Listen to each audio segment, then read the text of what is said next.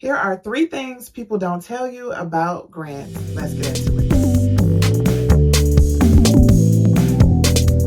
Hey y'all, this is Tiffany with Boss in a Budget. So I help people start their nonprofits and raise money from the ground up.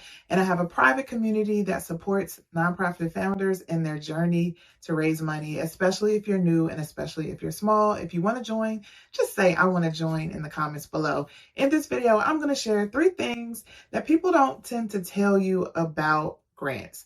The first one is the fact that you have to actually manage the grant. So I see a lot of chatter and a lot of excitement about the availability of grants. That's whether it's for-profit or nonprofits. And this channel, I focus on nonprofits mostly.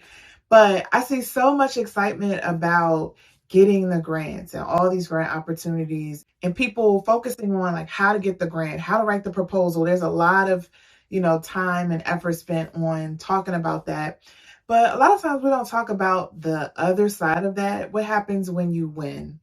And this is especially for more complicated grants, which are going to be probably your government grants, either your federal or state or local government grants, and there are a lot of things that you may not realize you have to do, especially if you're a newbie. So you may have to submit interim reports or progress reports on your activities. If you have a federal government grant, you may have to have an evaluation component. So that means that you have to measure your effectiveness or you have to see if there are any positive outcomes from your work. So that means you have to build in data collection and tracking your progress into your work. Now, side note, you should be doing that anyway. A government proposal or government grant should not be the reason why you start looking at your outcomes and collecting data. But the reality is a lot of people don't pay attention to that unless they're required to. And that's kind of their entree into data and outcomes. I just wanted to say you need to be doing that anyway. If you need help developing that, I do have a nonprofit startup workbook and I'm linking that below if you need that workbook. But your grant funder may require you to submit information on your outcomes, but also on just the progress of the work. How's it going? What are the challenges? What are barriers that you're encountering? So you have to have the infrastructure to submit that.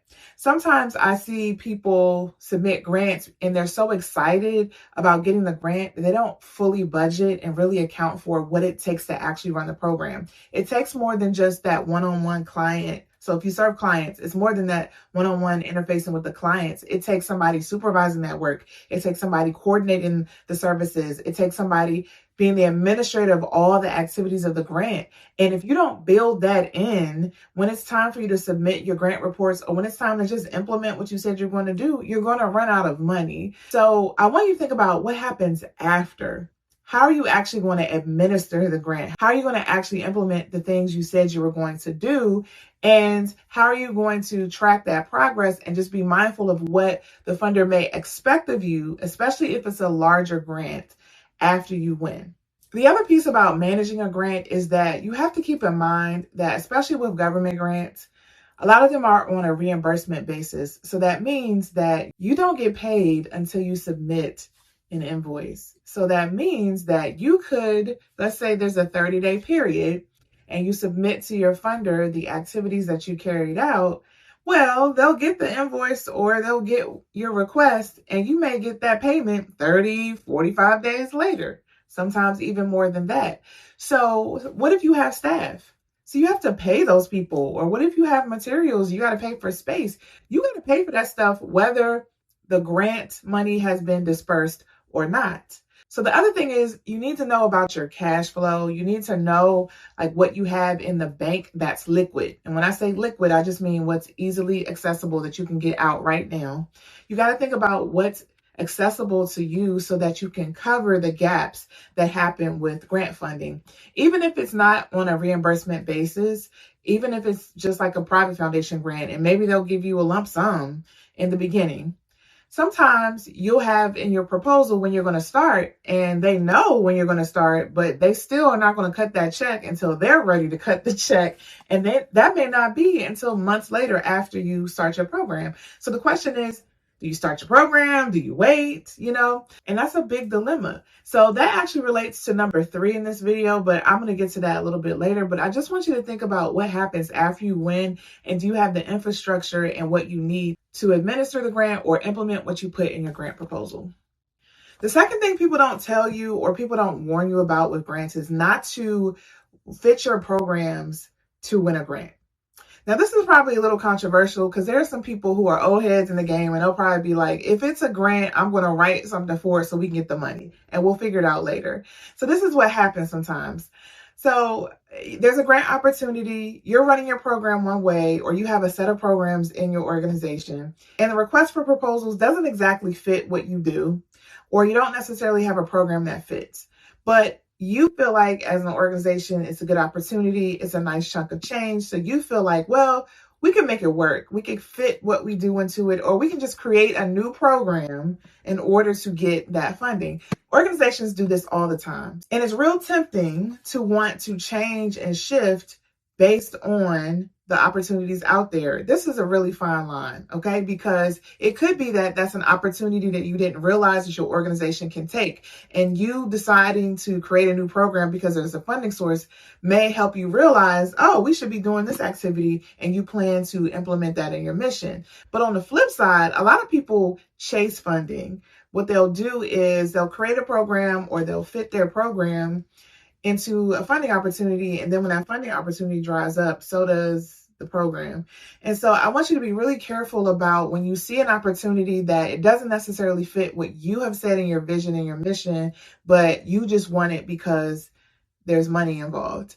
And I'm trying to be real careful about this because I get it. It's hard. It's hard to get money, and it's tough to get a grant sometimes in certain spaces or certain industries. So I get why people do this. I'm actually not downing them. I'm just warning you that if you contort yourself so much just to get a grant, you're going to wake up one day and say, what is our organization? What is our identity? What are we doing? You're going to feel so fragmented and so stretched that you don't even know what your next step is. And that's just a really hard place to be in when you can't declare for yourself who you are as an organization and what you plan to do. That's a hard place to be in when you allow your funders or your donors to dictate to you what should be done. In all actuality, what should dictate the work you do is the need.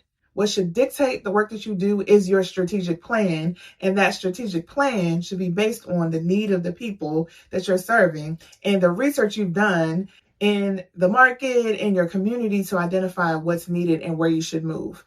You should be making moves strategically. You should be making moves that align with your values, that align with your vision and your mission. And when you start veering off, some people call that mission creep, then it can really, really damage your progress. And again, sometimes you got to do what you got to do. Sometimes, I'm going to be real, there's a grant opportunity that doesn't fit what you do, but you need it. And it can be a lifesaver. I'm just saying, be very careful because you don't want to go do that too much, because you will wake up one day and say, I don't know who we are. We do all of this. We do this, and this, and we're stretched so thin, and it's hard to stay focused, and we lost sight of what we're really here for.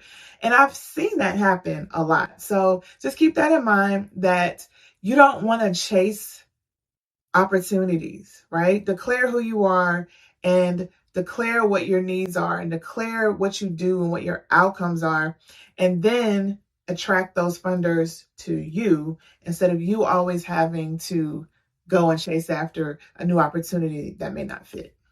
The third thing a lot of people don't talk about when it comes to grants is the fact that grants end.